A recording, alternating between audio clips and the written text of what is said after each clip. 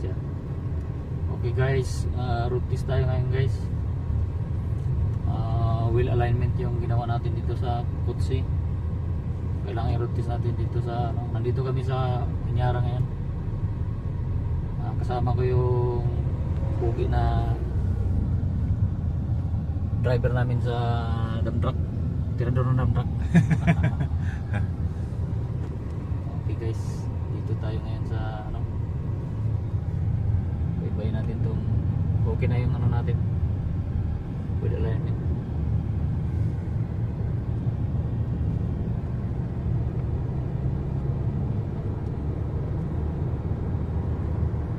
Tuloy na.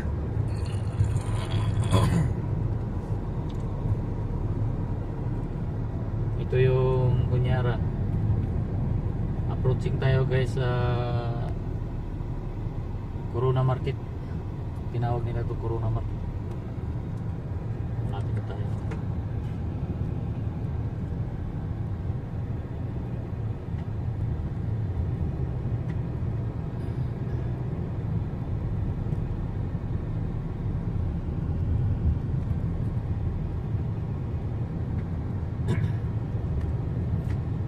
Dito mo mabili lahat ng mga gulay, Dito. mga prutas, Isda. tapos yung isda. Yan, may isda sila. Tapos yung nila, specialty na pagkain nila na betel nut. Tawagin natin sa atin ay nganga. Yan. Sobrang dami dito guys. Parang yun na lang yung pagkain nila.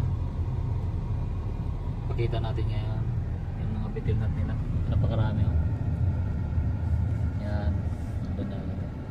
Yan yung mga tindahan guys, puro betel nut lang yan. Dito ba kayo bumili ng isda ba yan? Dito kayo bumibili? Hindi, doon sa roundabout. Yan, puro betel nut ang tinda. Ito yung market nila guys.